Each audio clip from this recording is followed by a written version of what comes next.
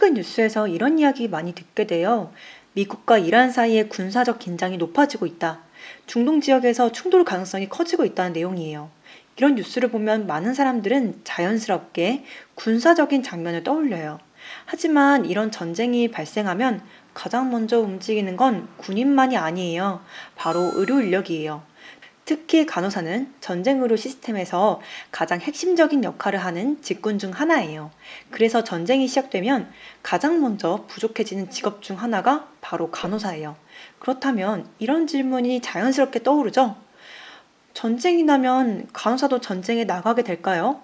오늘 영상에서는 전쟁이 발생했을 때 간호사가 실제로 어떤 역할을 하는지, 민간병원 간호사도 전쟁 의료 시스템에 참여하게 되는지, 그리고 한국에서는 어떤 법적 시스템이 있는지까지도 데이터와 제도를 중심으로 설명해 볼게요.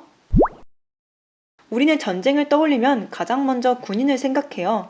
하지만 실제 전쟁에서는 사망자보다 부상자가 훨씬 많아요. 군사의학연구에 따르면 현대 전쟁에서 사망자 1명당 3명에서 4명의 부상자가 발생해요.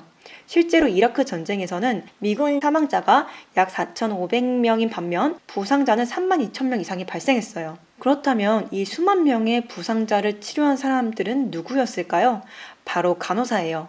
간호사는 환자 상태를 지속적으로 모니터링하고 수술을 보조하고 수액과 약물을 관리하고 감염을 통제하고 이후 재활까지 이어지는 치료 전 과정에 참여해요.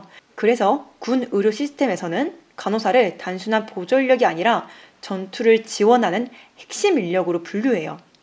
전쟁에서의 환자 치료는 일반 병원과는 다르게 단계별로 체계적으로 이루어져요. 첫 번째 단계에서는 전장 응급처치예요.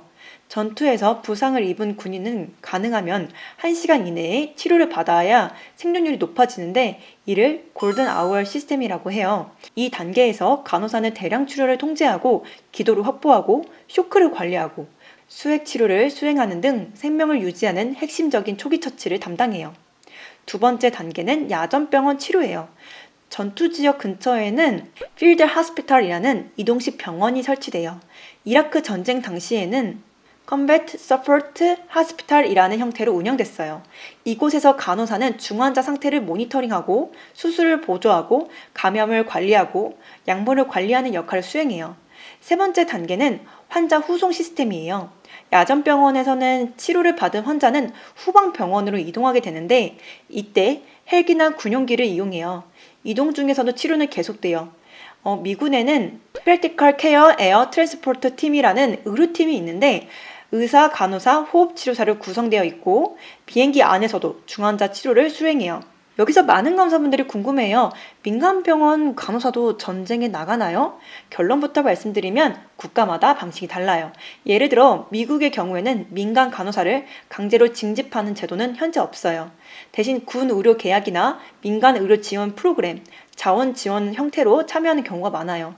또한 미국에는 제한군인 병원 시스템, 즉 VA 하스피탈이 있는데요. 이 병원들은 전쟁 부상자를 치료하는 역할을 해요. 이곳에서도 많은 간호사들이 근무를 하고 있어요. 즉, 민간 의료 시스템도 전쟁 의료 시스템의 일부로 함께 작동한다고 볼 수 있어요. 그렇다면 한국은 어떨까요? 많은 간호사들이 전쟁 나면 간호사도 징집될까요? 라고 질문해요. 결론부터 말하면 징집. 그러니까 군인으로 강제로 입대시키는 제도는 없는데 원래 신분을 유지한 채 국가의 특정 역할을 수행하는 그 동원은 가능한 거죠. 대표적인 법이 비상대비자원관리법이에요. 이 법은 국가 비상 상황에서 필요한 물자, 시설, 인력을 동원할 수 있도록 만든 법이에요. 여기 인력에는 의사, 간호사, 의료기사, 약사 같은 보건의료 인력이 포함돼요. 즉, 전시 상황에서는 국가가 간호사를 의료 지원 인력으로 지정할 수 있어요. 의료법 제2조 의료인, 이 법에서는 의료인이란 보건복지부 장관의 면허를 받은 의사, 치과의사, 한의사, 조산사 및 간호사를 말한다. 이렇게 되어 있죠.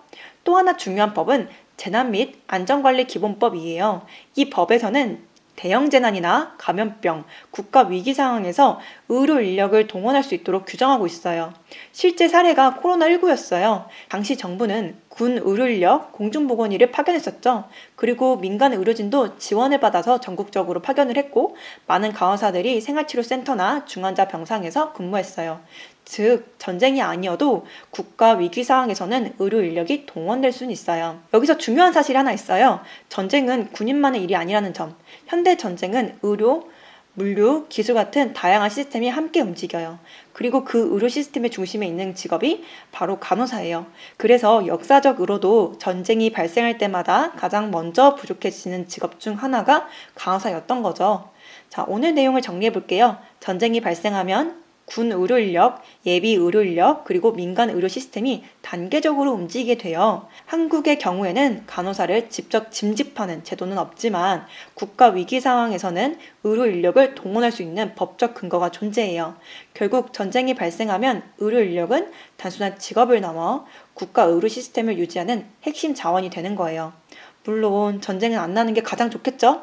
오늘 영상도 유익했다면 구독, 좋아요 눌러주세요.